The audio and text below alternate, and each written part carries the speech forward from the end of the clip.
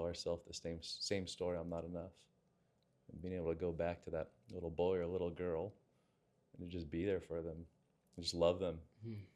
and seeing them knowing there's nothing you can do to ever become enough because you already are enough. Like you said, I love the way you put that. We are born perfect. We're just looking to get back there. That's it, man. Recovery isn't a journey to being somebody different. It's called recovery because you're trying to recover what you came into this world as. Mm. And when I heard that, I was like, those things that just hit and just stick? That's how it was for me. Welcome to the Recovery Roundtable podcast, where the journey to sobriety opens up through powerful discussions and shared experiences. Join your host, Mark, who will bring you stories of triumph and resilience from the heart of Pacific Shores recovery. Every episode offers insights and support, guiding you through the challenges of addiction recovery. Thank you for joining our community. If you're ready to start or continue your recovery journey, we're here to inspire and support you. Let's explore recovery together. I've been stoked to get you in here, to get to just, first of all, get to know you, because I saw you speak one time, and you were very open about being in front of public people and all eyes on you, and you could sense the discomfort, but you still shared a message that like you could hear a pin drop. And that was the part that I resonated with. And I went, I want to get to know this guy. This is amazing, because it's not necessarily of telling a story, but of just sharing so open through the pain and then all the beauty that you're experiencing now. So thank you for coming in. And would you kind of just share how this journey started for you? Yeah, man. I mean, I think this journey started for me when I was a really little kid. Only now can I kind of even begin to really describe it or kind of elaborate on it a little bit. But since I was a little kid, man, I've always had this feeling of not enough. And, I've always felt the need to like prove my value, to be either, accepted or wanted or, needed. And I don't know why. I really can't figure out why. Because I grew up in like a really big family, I had, by all accounts, a really beautiful life, childhood, everything. Of course, like, there was undercurrents of things happening. But like as a kid, like I felt really, really lucky and fortunate. And, what was funny is as I got older, that hole that was inside of me that again, you can't really elaborate on when you're 16 and 17. And, for me, it was just, there was no way to really fill it, no matter what I did, no matter, you know, um, there was just nothing on the outside that could fill that for me. It's the best way I could describe it. And so my entire life really was, running on that need for not only validation, but just wanting to belong. Mm-hmm. And, that's all well and good when you live in a small town and you have the same group of friends and everything. But once I moved out away, when I think I was 17, 18, I think I was 18, um, now you're alone. And so that hole is not only there, it's now magnified because now you're really alone. So anybody you meet, you really have to prove why they should be your friend or why they should be around you. And the funny thing is, in these private moments when I would be with people, I would kind of let that down and I would get the feedback or the feeling that like, hey, like this is enough. Like I don't need to be more than that. And then the second they would leave, it was like that wheel would start turning again. Like, you're not enough. You're not enough. And Were you able to hear that in the moment when they shared with you? Or was it kind of like, eh? no, it was more like when I spent so much time alone, and I didn't realize this until I got sober, that like I would spend weeks and weeks alone, completely alone. Like if it wasn't work related, like I didn't have like friends, you know what I mean? Or especially when I moved out to, Los Angeles, it was like the first 6 months was like that ride, you living in a new place, but then it was like every night when I would go home, no matter how much it felt like a new thing, it was like that insane sense of loneliness. And then it was met with, like this crippling anxiety that like you're not enough. And you think you could fix it by, maybe you get into shape, right? And then you're like, oh, if I get in really good shape, like, it'll fix everything. And then you realize it doesn't. You're just lonely and you're in shape. And then you realize, like, if I go to the bar and like, I drink and I do other things, it's like, that'll be the thing. And then you realize the feedback from that is still just alone. Yeah. And so, for me, it was like this cycle that I couldn't get out of. And then obviously, drugs were a big part of my life. Sounds like you were chasing connection. Yeah, for sure. And like, there was really nothing that could ever feed it. There was nothing I could do that would be enough. And even if everything on the outside looked okay, it was this feeling of like, you're nothing, and even today, no matter how incredible my life is, I still have to have those moments of, it's going to be okay. You're not the sum total of the things you do or the money in your bank or, the awards or, the group of people you hang out with. And once you realize that, it's terrifying, because you think once I get somewhere, it'll be okay. It's that thing, you hear it in every room in recovery, is like, I just thought if I got that, I would feel. And then once you start to get that and those things and, the career and, you just realize that like none of that is going to fill that hole. And it's only when I wake up early in the morning and I look around at my wife and my son and, the life we built and the pictures on the wall, you realize like that's the only thing that really matters. Is the people in your life that truly love you, whether you had anything or you have everything. And that's kind of the way I keep it at bay now, is I always try and check in and, make sure that I'm focusing on that, because that's the only time I feel whole. Me and my wife used to joke around all the time. It was like, we can have everything going on in the world, but it's only when it's the three of us, me, her, and my son, that I feel whole again. And, not to say that other people are going to ever make you feel whole, but it's that feeling of like, I don't have to be anything other than who I am. And my son thinks I'm the best thing in the world. I don't have to be anything other than I already am. And my wife thinks I'm pretty cool. You know what I mean? And she loves me unconditionally.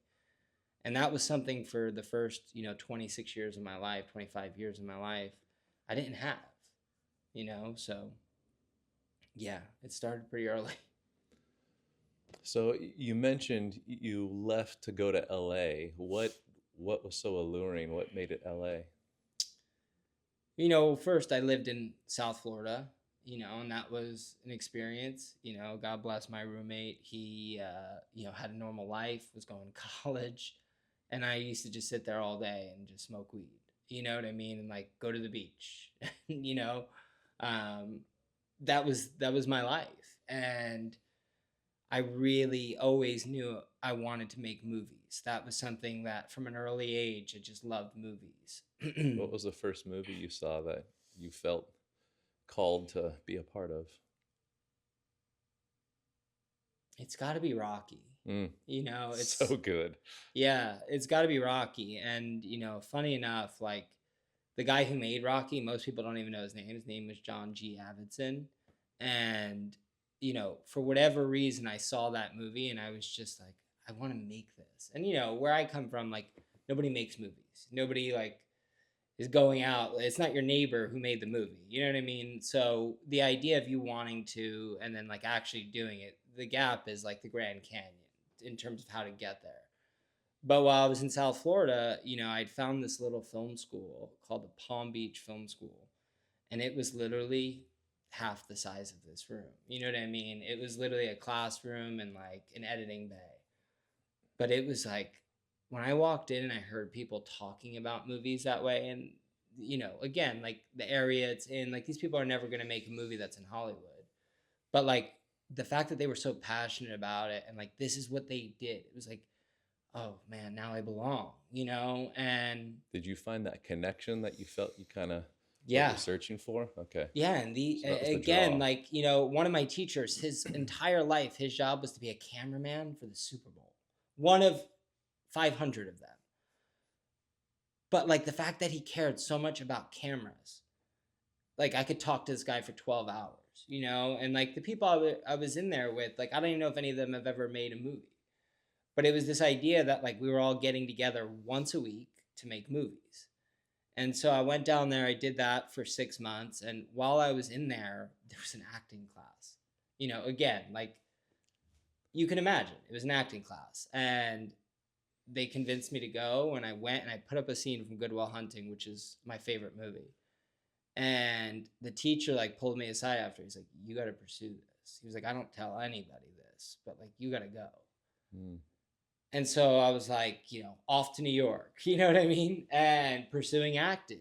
And while I was in New York, it was like this opportunity to really study acting in like a conservatory and like really, really like apply yourself to it. And then like I was such a fucking mess. Like I just, I would get these gigs during it and, I would go out the night before and I would miss a rehearsal. You get fired, and it was this thing that just started reoccurring that like the sabotage would happen, and so I just was like, all right, if I move to LA, like I'll take it more seriously now. The old geographic, yep. Right? If I move across the country, it'll all work. And I moved out here and, quickly, I realized that Los Angeles is a terrible place for somebody who's lonely. Mm. And B, it was like that thing is like the thing that followed me from when I was a little kid. It was like, God, I'm so lonely. If I just like, maybe if I make it in this, maybe I'll be, that feeling will go away. And it didn't. And it just got worse and worse and worse. And by that time, it's like, drugs are kind of entering the picture for me. And, it's one thing to be 20 and, not know what you want to do, but it's another thing to be 20 or 21 and have this idea and this like goal and dream that you're unbelievably passionate about, but to be kind of tethered to this thing that is eating you from the inside was really difficult. And so I would just sabotage everything, and it was funny. I kept failing upward. It was like you get, somebody walked into the bar I worked at, and it's funny because the guy is a dear friend of mine now, but he was from the same neck of the woods as me, and he was like, "You're an actor?" He's like, oh, "You need to meet with this manager." And it was like, next thing you know, you got a big manager, and all of a sudden now you're going out for the movies that you're seeing on screen. Like all the things you ever wanted are here. And this poor guy, I'm not going to say his name because I don't want to embarrass him, but like this guy, he humored me. And I would like walk into his office after being out for 2 days. And I'd be like, I just need to talk to you about my career. And he's like, just show up, man. Just do the job, And I put him through the ringer, man. Like I would drink before auditions. I would use before auditions. And I would be late to auditions because I was drunk and I was trying to sober up before I walked in. And, this guy just like had this unbelievable grace with me until finally, eventually it runs out. And, he's human. Of course it did. Do you think he saw something in you that maybe you didn't see at that time? Yeah, I do. I think, again, I think when you first meet me, especially back then, I'm definitely driven and, passionate about what I do. But I think he saw that I wanted to be different. And I think that's probably what made him hang on for so long, is that he was so willing to kind of put up with, and he has clients who are making him all this money. And I'm over here like not booking anything, but he's still, just doing his best. And so, yeah, I mean, that was kind of like the beginning of the end for me, or the beginning of the end of the beginning for me, But yeah, that was tricky for sure. And so you said you started to turn to drugs to try to get that connection. And how long did that last for? What was that journey like? it was about 4 or 5 years, pretty hard. You know, I always used drugs. You know, I would say, you know, when I was 12, my mom, you know, had a prescription of Xanax, and I didn't know anything about it. But I remember being 13 and taking one, and just laying on my bed and like melting into the bed, and I was like, oh, this isn't bad. And then, like, you know, I would go through phases. Like, you know, at a point one summer, when I was like 14 or 15, I was taking a bunch, and then like I would stop. You know, you're resilient when you're 15. You know, it's like the withdrawals from Xanax at 15 are very different than at 25. And you know, and then that led down like coke, Molly, meth, and then eventually opioids. You know, I found my way into opioids probably the same way everybody does. At first, you do it, you feel great, and then, you know, next thing you know, it's out of control, you know, and the habit becomes entirely too expensive, and so you start doing things, you know, to maintain that. And you know, for me, always just wanted to, you know, I cared so much about the people in my life, but eventually, you know, with anything addiction related, it's they become consumed with it, you know, because you're consumed with it. It's like, you know, the fire burns them too, just because you're on fire. And so you start lying and start, you know, deceiving people, and then you start getting into really sticky situations. And you know, my life was just a total disaster. I was constantly, you know, on the verge of either being evicted or, you know, not having the money to pay your rent, and you're 3 months behind, and your car is repossessed. And, you know, that it was such a tough time. What kept you going during that tough time? I had this innate belief, and I think I said this not too long ago to somebody, but I had this innate belief that there was more for me, like that I had something to give. You know, it's like I use the analogy of a lighthouse all the time. You know, it's like in that storm, it's like you can't see anything, but you could see just a glimmer of light. And you're like, I don't know how far it is, and I don't know what it's going to take to get to it. But if I could get to it, I know there's something there.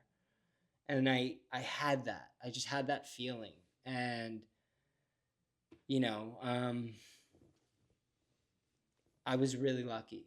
It's all I could say is that I was so fortunate, because nobody I'd ever known had been sober, ever. Nobody in my family. It's just not a thing, you know? And if addiction is genetic, I have it in spades. You know, my father has lost a bunch of his brothers to it. And, you know, it's just something that's pretty prevalent in my life. And I recognize that in a moment of clarity during all of this, that like, fuck, I have to get this. And I did. And so, you know, when I got into treatment, you know, my mom actually, you know, she like begged me to go, you know, and for whatever reason, she was able to get through to me. And I went, and the first 7 days were brutal. I was just so resentful to be there. You know, it was like that story of like, why me? Like, I have friends who can drink, they can do drugs, they have a job at Goldman Sachs. You know what I mean? Like, I have friends who do all the same stuff I do, but their careers are thriving, you know? And I was like, why me? And then on the 7th day, you know, I was at a meeting, and the guy who would become my sponsor, he spoke, and we're from, you know, same background, same everything. And he has a very successful career, and he just like was so blunt about sobriety. And I was like, I want this. It was the first time in my life where somebody had said something and I was like a believer. So and the 7th day you found belief. 7th day I found belief. And like the first 6 days, I was a nightmare. Every single meeting I went to, I was either combative or arguing with people. You know, if you said the word God in front of me, it was, you know, the end. Like I would literally just get up and walk out of the meeting, and like they would be like, it's going to get way better. And I'd be like, it's fucking done for me, you know? And it's a big trigger.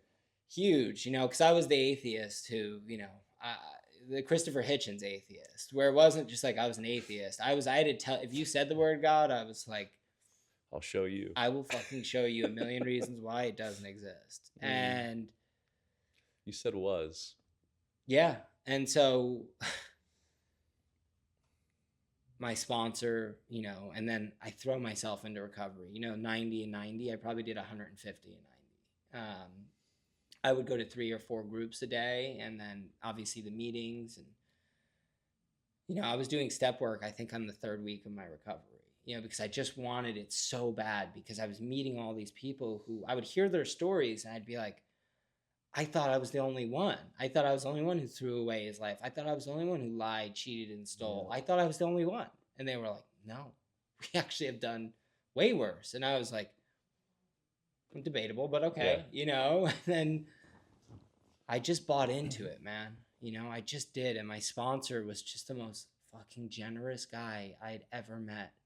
He drove all the way up to Malibu, like, and he was such a busy guy. And he drove all the way up there and, like, would just sit with me. He would answer my phone calls at, like, all hours a day. I want to ask before I get too far, what gave you the faith in order to go all in? Because the way you described, for 6 days, you're like, screw this, screw everybody. You hear one thing, and then, because it is a free will choice. It's a free will choice of going, I'm going to go all in and take the direction and do the work. How were you able to get there? Because that's a huge step most people struggle with for so long. First 6 days, everybody I was seeing in meetings, no matter what they were saying, it wasn't reaching me, because it wasn't me yet. I was like, I'm here, but, like, I'll be okay. You know, like, I'll white knuckle this, and then, like, you know, I'll kick it. Once I heard him speak, I was like, oh my God, like, if he can do it, like, I can do it. And it was like the only time in those 7 days where I'd felt that, because up until then I did it. I just thought my fate was pretty set for me. You know, I used to joke, and, like, if my friends hear this back home, I used to joke, like, I'm not making it to 25. Like, why are we talking about a fucking future at 40? Because I'm not making it there. And that was the belief. And like, you know, like, the story you tell yourself is, you know, most likely going to manifest itself in some way. And, like, that truly was how I felt. And it wasn't that thing of, like, I want attention. I want you to know that I don't think I'm going to live very long. It was just the way I lived was a manner in which, like, really didn't line up with having a long, healthy life. Yeah. I did things that were risky. I made really bad choices. I found myself in really compromising situations. Most people can have one drink. I mean, you know, one was never enough, and, you know, it was never going to be enough. And so for me, it was like anything related to using anything, I always tried to go as far as I could. If we were going to do coke, we were going to do coke until, like, you know, days later. If we were going to drink, we were going to drink until I didn't remember how I got wherever I got. You might get a good story out of it. I might even laugh at it, but inside I was dying. Mm-hmm. And so on that 7th day, man, it was just like, it was the first time in my life where I felt the presence of something greater than myself. And can you recall what he said that opened that, or kind of cracked that part of you open? Well, yeah. So first off, his story is really mirrored to mine in the sense of Italian backgrounds and all that stuff. But as he was talking, he said something where he basically was like, I got everything I want. The career, the accolades, the fame, the big house, the view. And at the end of it all, I was left completely alone. And he realized in that moment that all he had was himself, and to, like, throw himself into it with everything he had was the only chance he had. It was like, it was the life raft. And when I heard that, I was like, well, if he's got everything that I'm thinking I want, and he has nothing at the end of it, it was like this eye-opening thing of, like, fuck, this thing you're chasing, it's elusive. You're never going to catch it. Mm-hmm. And even when you think you catch it, you're still all alone. And when he said that, I was like, I got to change my aim. And maybe there's no destination here. Maybe it's just I have to do this journey. And I left that night. Well, I walked up to him and I was like, I know we're not supposed to do this because, like, I want what you got and I'll do anything. He was like, here's my number, call me. And this is like, what a testament to him. My sponsor, Tony Dennison, is one of the greatest gifts that I've ever encountered. The way he gives to this program and the way he serves is something that, like, from a distance, if you didn't know him, would be admirable. But when you really know him, you just see the work of God, and I didn't know how to really explain or even know what that was, but he does it all and never tells a single soul. And that's something I've tried to carry with me into this, is when you're of service and you feel like you have to tell everybody, I think it takes away from, doing it. And this guy used to sit on the phone with me while I would rant and rave and walk around, and and just be like, just spell out the serenity prayer. And I was like, you think that's gonna fucking work? I'm dealing with this insane amount of things in my life. Like, I am hurting. And he's like, just spell the serenity prayer. Like, you don't get it. I need to control the situation. Yeah, and I was like, I need more. But, like, that was the truth. And, like, I always tell people in recovery, like, I could sit here and tell you all the crazy stuff I've done and all the debauchery and, the things I've done that, we've all heard in AA rooms, and there's a place for it. To me, that didn't work. At a certain point, I was like, I get it. Like, we're all fucked up. Like, how do we get out of this, though? Yeah. And after that 7th day and after meeting him and, him coming into my life, it was like I took a new view on recovery. I was no longer just trying to quit what I did. I was trying to learn how to live a new way. And so I started really paying attention in the groups and in the, meetings of, like, okay, what's the playbook here? What do we actually do? Like, what does a sober life look like? What kind of person do you have to be to keep this? Such a great question. Who do I have to become to be the person that I want to hang out with? Yeah, it's like that Jim Rohn quote. I think it's, don't ask for $1 million. Ask to become the man who can get $1 million. Because once you figure out who you are and what you have to become, the $1 million is a byproduct of it. It's the same thing with recovery. Don't sit in the rooms just waiting for the time to pass. Learn the steps of what is the type of path I want to follow and walk down to be in recovery for life, and that was something that, I just threw myself into. And every group I would go to, every meeting I would go to, that was always, I didn't want to hear your story anymore. And it wasn't that, again, like, I don't ever try and mitigate people's story, but, like, it just at a certain point, and my wife is actually the one who really, like, brought this to my eyes, because sometimes, you have friends who aren't in recovery and they want to hear the stories. And, like, occasionally, like, you let them have some. But I used to do it, and I realized it was that same thing I was always grappling with since I was a little kid. I was like, if I tell you how fucked up I was and how good I am now, you'll like me more, or you'll want to be in my life more because you see what I become. In reality, it was like, I didn't need to do that. I had already done that. And so, I, as like a testament to, like, what she had said that night, it was like, hey, that was your story for how long? It's not your story now. You're sober, you're in recovery, you're of service. Like, you've built this life that you've kind of weaved together.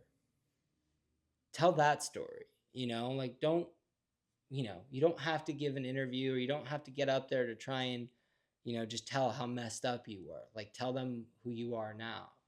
And so that's kind of been the thing I've really tried to focus on when I do anything like this, or speaking, or just in rooms. I don't have to tell you how messed up I was to show you where I've come from. I could just show you the life I'm living now, and just know that I was you, and everything you've been through, whether it's the same or similar or completely different, I can relate to you, So what was, because you're talking about stories, what was one of the beliefs or stories that was hardest to give up, like that you believed before and you had to give up or change in order to become the person you are now? I used to think that the more fucked up I was, or the worse my life was, the better the story would be when one day I made it. You know, it was like you're writing your own underdog storyline into your life. When it's reality, it's like you're an underdog anyway. Like to do anything that you say you want to do and like commit to it, like you're already the underdog. You don't need to make your story any more than it already is. And this belief that like I'm not enough kind of always shaded everything I did, every story I told, every job I did. When in reality, it was like you're enough because the sum total of all of these events that have happened in your life make you who you are. And just the fact that you're standing here today is like you're enough, you know? And so I've had to really change that story of like you don't need like, you know, you don't need to suffer to succeed all the time. You know, sometimes it could just be you get it because you worked really hard, you know, or you get it because of luck. And the luck is because you've gotten so many no's that you eventually get a yes. And so changing that story from like, I don't need to be a disaster to at the end be a success story. You know, I was a disaster because I was a disaster, not because I needed to be, you know. Yeah. So what's some of the internal work that you were able to do to change the story from I'm not enough to I am enough? So it's constant, you know, like there's days where, you know, again, when you're with somebody, you know, my wife is pretty successful. And it's a lot to do with the fact that, you know, she works harder than any single person I've ever seen in my life. You know, from the moment she wakes up, she is on a mission, and, you know, she's in the middle of like 3 writing jobs right now. She has 2 big movies like coming up, and she just works so hard. And so when you're with somebody who has, you know, success, and, you know, you're with them, and a lot of your success is like proximity to her, um, it's a thing that you know, I have to constantly like monitor and be like, okay, I feel that, like, I feel right now that, you know, the only reason I'm here is because they invited my wife and I'm the plus one. So that's the story that you tell That's the yourself? story. Okay. Immediately, right? Like you know, you're just like, she's the belle of the ball, but like I'm here, and I have to constantly remind myself, like, no, like you're talented, like you're a great writer, like you make movies, like you're living your dream, like this family that you have, like you've built this together. It's not, you know, just because she's successful, it means you're not. And that's something that, you know, is constant work, you know. But luckily now I think that I've gotten to a place where I'm secure in the sense of, you know what, like everybody's time comes at different points in your life. And the people, you know, that we respect and admire, sometimes they didn't get their big start until they were 45, 50, you know, sometimes 60, 70. And I've really kind of found peace in that, knowing like all I can do is do the work and be myself, and whatever the outside world views that as is, it's okay, you know. When I go to bed at night, I feel proud of, you know, the person I am, and, you know, did I live a life of integrity today, and, you know, did I try and make the world just a little bit better, you know, this week? If that's the case, then like that's a success, you know. And so I think that's for me been the thing. So it sounds like at night you run a self-inventory list. And then during the day, when any of that negative self-talk comes up, you become aware of it, acknowledge it, and then give it some data to show where it's not correct. Is that accurate? Yeah. I start every morning with my journal, right? And I immediately gratitude, you know. And when it's quiet and it's still in the house, it's really easy to kind of go 2 ways. You can pick up your phone and go down that loop of, you know, Instagram and Twitter or whatever. Of the chaos. Yeah, and like you see other people's lives and immediately it's like compare. But luckily, like I do a pretty good job of, just getting right to my journal, reading and doing gratitude. And, when I wake up, like there's just moments in my life now where I could be in my pool with my son and my wife, and it's a Saturday afternoon, and I feel like the luckiest guy in the world, like the richest guy in the world. And even if that's not the case, it's how I feel. Mm-hmm. And that to me is, I try and like bank those things when I feel them, because there's always moments where, we just don't feel enough, or that we feel like somebody has it way better than us. And it's in those moments of comparing that you kind of lose sight of like what's actually yours, and it's tangible and it's in front of you. And so, yeah, I just constantly try and like snap those photos in your mind of like when something is real and it's true wealth, because we all know the guy who's got $50 million or $1 million, and you're around him and you're like, I don't envy you. Mm-hmm. I don't envy your life. And so if that's something that is possible, where you could have everything you ever wanted and still be poor, when you just have these things these intangibles, you realize like, I do have it all, and there's going to be a moment where I wished I had this again. Mm-hmm. And even though the outside world may view you different, like today, I'm the luckiest guy in the world, Yeah. So. Yeah, it's one of those things. I feel sad for those that are broke with riches. What you described was beautiful. My dad was like that. My dad was like that. He was so focused on success and money, and he missed everything because of it. He missed the things that really mattered. Mm.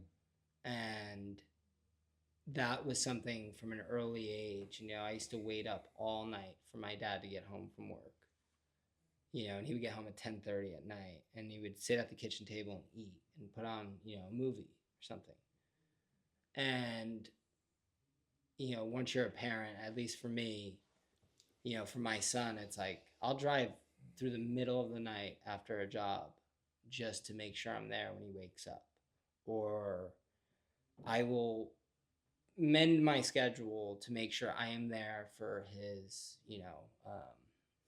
ice cream party, And so I realized really early on, and I didn't know how to identify it then, but as you get older, and especially once you have a kid, I was like, oh shit, like that feeling of just like wanting to be in his presence, like that's all kids want, And for me, I was like, I never want my son to feel like, my mom and dad did cool stuff, but I really just wish they were there for bedtime. Mm. And so my wife and I have made such a conscious effort to make sure that no matter how crazy our life is, we're all going together. We're all doing it together. We're like a traveling circus, and my son loves it because he loves film sets. So How old is he? He's 8. Okay. So yeah, I mean, pretty early on, yeah, no amount of money can ever equate to the things you get, like a real conversation, a real friend, Mm-hmm. Sitting down with your friends and eating a meal. There's nothing you can do that would ever replace those things. And once you actually have them, you go, man, like this is rich, Yeah, and so there's a few things that came up when you were sharing that. It sounds like you have become the dad that you desired. I did everything all my friends' dads did and all the stuff you see in movies. And that's all I've tried to do, is, the dad who's like, yeah, come on, we're going to go get ice cream, or we're going to go to the movies together, or we're going to, just go to the beach and hang out all day together. Or, me and my wife are always trying to, make these. My son loves trains, so we're like really into trains right now, and so we drive 2 hours, several times a year to go see Thomas the Train, the Polar Express, and yeah, we just, anything you could have done as a dad that you thought of that you saw in the movies, tried to do. Yeah, isn't it crazy being on the other side? I remember my son went through a huge Pokemon phase. So I bought, I don't know, I think the book was this thick and started learning the Pokemon different things. Like, I hate Pokemon, but I love hanging out with my son. Yeah. And we'll do stuff just for that connection. Yeah. Um, there was something else that popped up, but it went away. So maybe it wasn't that important. So we kind of left off and got off on this on this beautiful tangent, which I'm so glad we went down. So you found this sponsor, you went from angry to started doing the work. And then what happened after rehab? So, right. So I'm in rehab, and one of my counselors goes, all right, we got to start planning your life once you leave here, because, the safety of rehab and treatment is like, you're in a bubble. You're smoking 3 packs of cigarettes a day. You're around all these other people who are sober. But like, you go back to the real world, and it's like all of a sudden now you're back to the things that either triggered you, or the environments that were not conducive to recovery. And they were like, do you know anybody sober that you could kind of like, attach yourself to, like go to meetings with, like a sober friend? And I was like, I don't know anybody sober. And I was thinking, and I spent like all day thinking, and then I remembered this girl I worked with was sober. And she was so impressive. She was, an actor, had her life together, but she had a chip. And that was, I'd never seen a chip before, but I wasn't sober at the time. But she told me, she's like, yeah, I'm sober. I don't drink. And I was like, what do you mean? Like on Mondays? She's like, no, I don't drink. I was like, all right, but like the weekends for sure. And she's like, no, I'm in recovery. I don't drink. Anyway, long story short, I message her on Instagram. They give, I didn't have contacts because I like wiped all of my contacts from my phone. And I had Instagram still. And I reached out to her and I was like, hey, I'm in rehab. Like, good to see you again. I haven't seen you. And, last time I saw you, I said I would get your number and we'd go out. And I was drinking in the middle of the day and never saw you again. Because she yelled at me. She was like, you don't have my number. And I was like, I'll get it. And then we didn't see each other again. But got sober, and I reached out to her. I was like, hey, I'm sober now. I'm in treatment and I'm getting out soon. Would you be like my sober friend? Like, and like show me the ropes. And she goes, first rule of sobriety is don't date. Like, you know what I mean? Yeah. And she goes, but I'll meet you for coffee.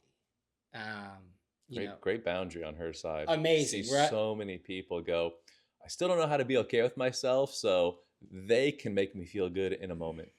So she, again, was so impressive even in that, and I get out and I'm staying with some friends for a couple days. And then I write her, I was like, hey, can we get that coffee? And I didn't have a car or a license.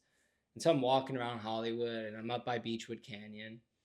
And she texts me and she goes, I have 30 minutes or whatever, an hour. Meet me at Erewhon on Beverly. And if you know anything about Hollywood, it's like a long walk. So I just start running, and I get back to my friend's house with like 15 minutes spare. I was like, hey, I'm sweating. I just need to change my shirt. And I had a garbage bag full of clothes. And I had holes in my shoes, but I had like this leather jacket. And I'm walking out the door, and my friend and his girlfriend at the time are like, who knows? Maybe I'll marry this girl. Go across to Erewhon and sit down and just start talking to her. And we just start talking for hours. We spent probably 12 hours talking, all the way into the point, like, she's like, we have to leave. Like, it's like midnight. And so we go back to her place, and, she had like a 68 Chevelle, and like, her apartment had furniture, which like blew me away. You got luggage? Yeah, like literally, she had like such a well curated life. Like it was like, oh my God, you have everything. And we ended up like talking all night, and she ends up being my wife, and it was just like the craziest time in my life, because sobriety had changed me. And then recovery was so intense for me that like all these miracles just kept happening. And, what were some of those profound miracles? I mean, a huge one is I met this woman who at any other point in either of our lives would have been like a tragic story.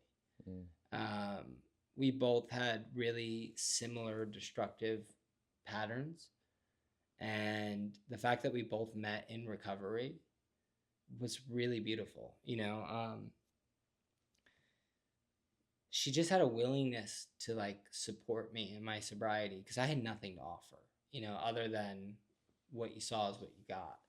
But she saw something in me when, it was probably really hard for me even to see something in me. And she gave me the opportunity to kind of grow into this person that I've become today. Because it wasn't all like sunshine and rainbows. You know what I mean? Well, that's the theme that I've heard as you've shared is it sounds like you always knew you were meant for more. There's this thing planted deep within your soul. And it sounds like people in your life saw a glimmer of that and continued to invest into you and kind of fertilize little aspects of it until you were ready to let it grow. Yeah, she did for sure. And she nurtured it, because the beginning of sobriety is rough, no matter how secure you feel in it, it's, the littlest thing could send somebody back out. And she was so considerate and she was so into my dreams. She didn't shun the fact that I had big dreams because she had big dreams. And she was like light years ahead of me in terms of like having, accomplished so much by that point. She was the most put together person I'd ever met in my life. But we just talked about movies and like these huge, huge goals. And never once did she like stop me and go, let's scale it back. Mm-hmm. It was, almost like an inception where you got to dream a little bit bigger. And once I had met her and like we had just this insane desire to create and to like build this life. And I think the fact that we're both really optimistic people, and we have that like dreamer's mentality, it was like a recipe for, a really beautiful creative life. She gave me her old computer and was like, go write your movie. Like, go write. It was like just that she had bought into the fact that I had dreams meant so much to me. And she was living them on the other side, So, yeah, I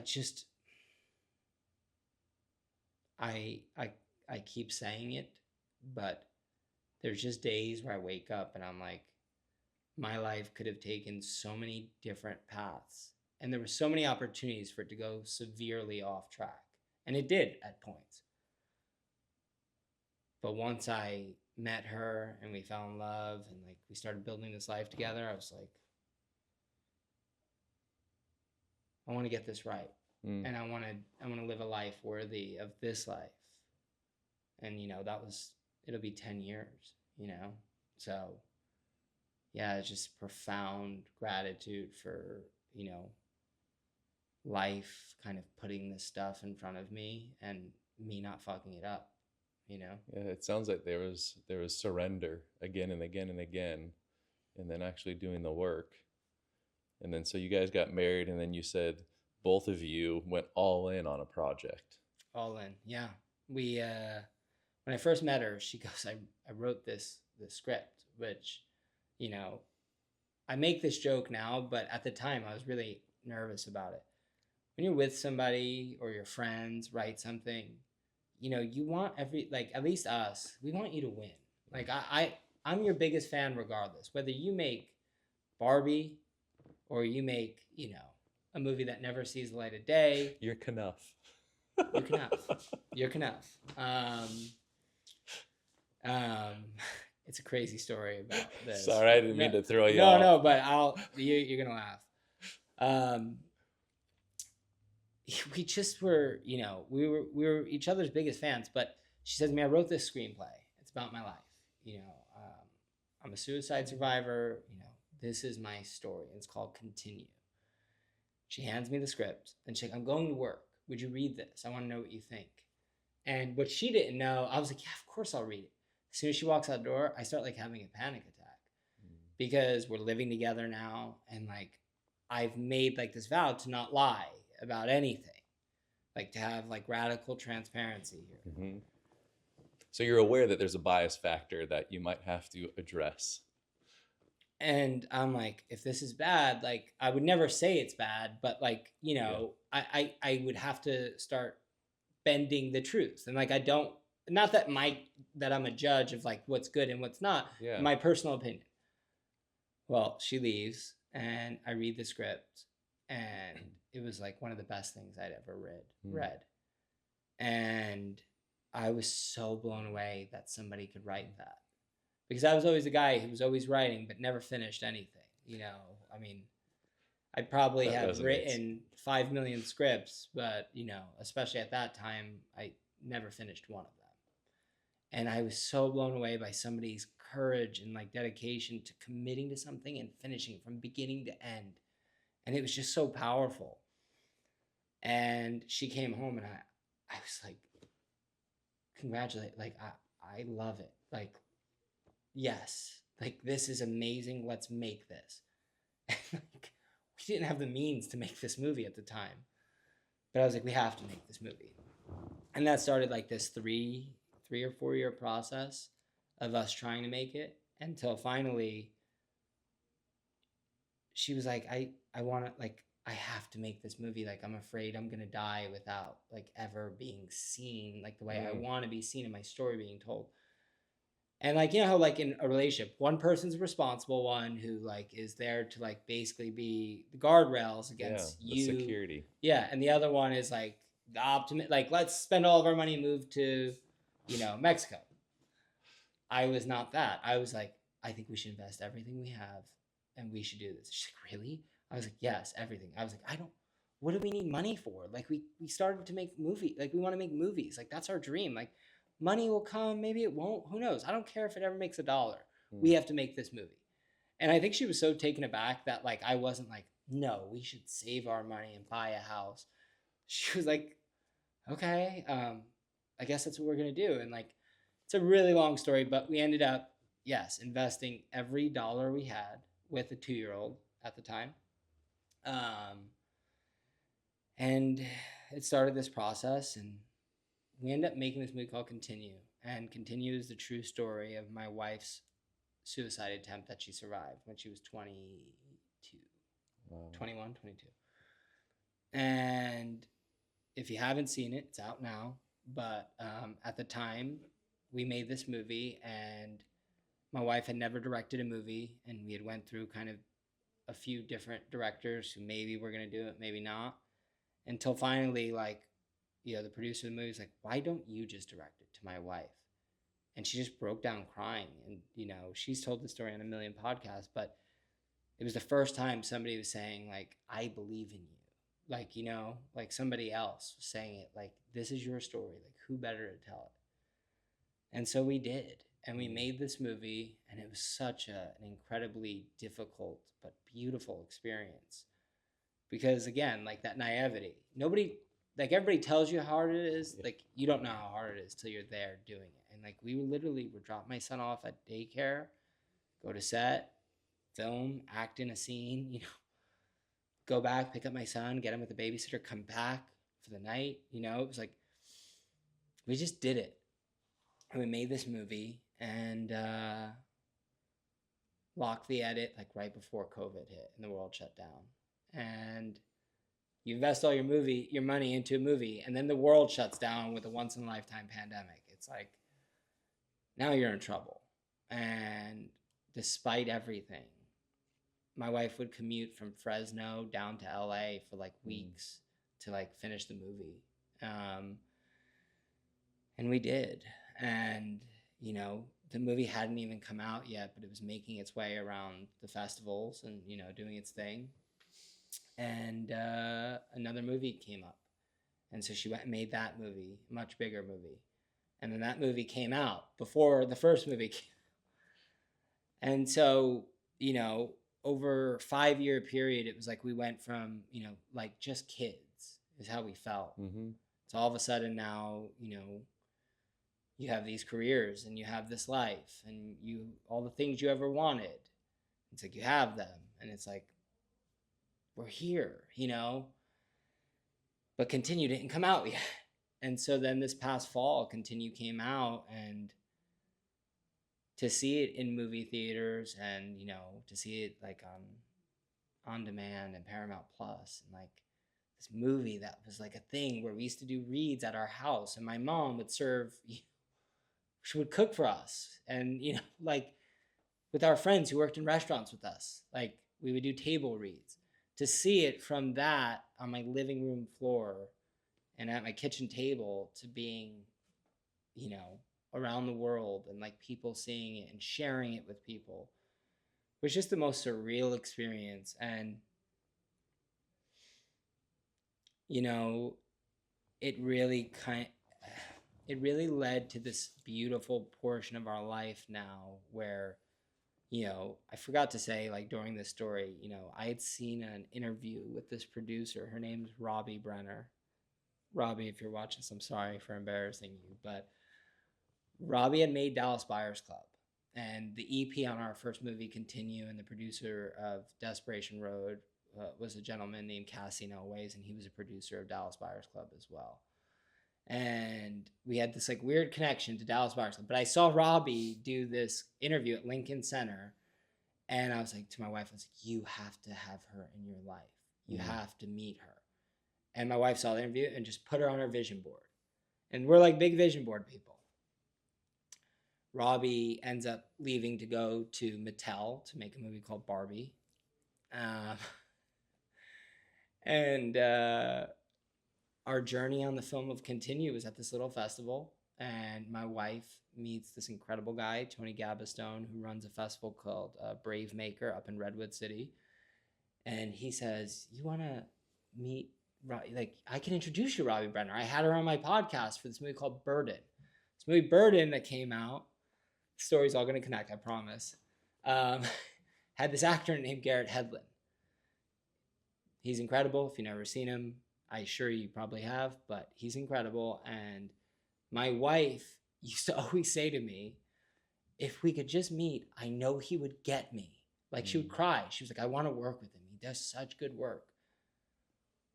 She does this movie, Desperation Road, meets Garrett. Garrett's in her second movie. Right before she leaves to do that movie, she meets Robbie, and Robbie becomes her mentor. Fast forward to now, she's doing several projects with Robbie. And can't talk about one, hasn't announced yet, but it will pretty shortly here. But anyway, long story short is that dreaming mentality of there is no boundary here, like you can really have something that you want to do and be, and like you can have it. And I think it's because we've never said like no to it. If you want something, put it out there and go get it. So you continued to stoke the dream, but at the pillar, the foundation of this is your guys' recovery. It's the bedrock of everything. That's the part I think so many people miss, is they have the dreams, but when they don't change the actions and I call it healthy selfish, when I put myself first to take care of me so I can become better for myself, for you, for everyone. And so because you guys worked on yourselves and then planted these dreams and continue to nurture and stoke them, you're getting to live this life where you're getting to curate stories that people get to see and feel different emotions. Yeah. I mean, recovery to me is literally a miracle every day. I mean, I walk into treatment centers or meetings or anything, and I have that experience that I think some people have when they go to church. It feels very, very spiritual. When I'm in the company of other addicts and alcoholics, I never feel more at home. And that's what's so funny is that hole that we always talk about, the God-shaped or the God-sized hole. When I'm in a meeting, I just feel like I belong. Like other than movies, it's the only place where you're like, gosh, like it's all going to be okay, And I leave there always going, I need to do more. My recovery, I need to do more. I need to be more of service. I need to be more present in my life. And being selfish with your recovery is I tell anybody who's newly sober, you don't have the luxury of worrying about anybody else right now, because what's the analogy in every room? The oxygen mask. Mm-hmm. You got to put yours on first. And if you do that, you will be shocked with how much you're able to give to others. Because when you're using, you may think that you are affecting all of these people's lives, but it's not in a good way. So, yeah, recovery is everything. And I'm really fortunate that, like, my wife is also in recovery, because, we both are able to support each other in that. And two is better than one, What a wonderful story. So coming full circle now, Mhm. if you were able to go back in time to that boy who just wanted to be enough, what would you tell him right now? It's a great question. I use this all the time.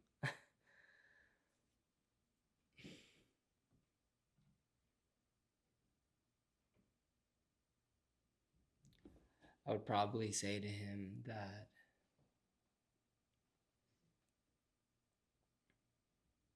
no matter what you think, or no matter how you feel right now, this feeling of not enough and this feeling of just wanting to belong somewhere, you're going to have to go on a really hard journey to get there. But in the end, it's all worth it. And I'd just say to him, like, man, I love you, like I do. And all the pain and everything, it's worth it in the end. Probably what I would say to him. Is he able to receive that? I hope so, because once you have kids, you realize kids come into this world like perfect. Mm-hmm. They are fucking perfect. They don't care what you do, how much money you have. They just care about you. And I hope if I could say that, to that kid, I hope he hears it and goes, at least for right now, I feel that, Mm-hmm. And so that's what I would say. Yeah, that's beautiful. Yeah. Thank you for coming down and sharing your story and some actual tangible items people can do to start making that change. I appreciate that. Yeah, man. It's a pleasure. Seriously, thank you for having me. And, I love getting to come back to where I used to live. So it's amazing. I appreciate you. Yeah, man. Thank you. I see the work you've done and who you are. I honor that. Man, that means a lot, because I don't feel like that every day, So it means a lot to hear and get to give back, Mm-hmm. And sometimes these conversations are sometimes all you can do. And so, like, getting to have them with somebody else who's been on that journey, if one person can hear this and that's, enough for them to believe that there could be more to it, Mm-hmm. then, like, this thing did its job, So. Crazy thing is we're all enough. Yeah. And it's crazy when you say it out loud, Mm-hmm. But yeah, I am so grateful for getting to come down here and having, amazing conversation, and just, like, seriously, thank you, man. Yeah, you're a beautiful soul. Thank you, man. I appreciate that.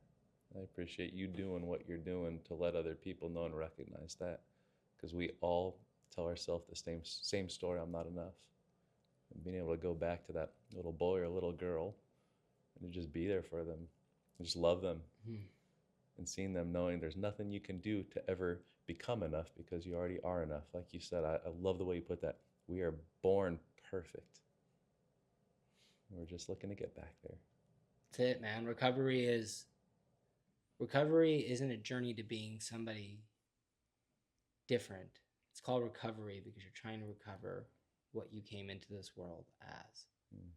And when I heard that, I was like, those things that just hit and just stick? That's how it was for me. And so, yeah, sorry, my stomach's growling. No, that's cool, man. Thank you. I appreciate you, man. Seriously, thank you.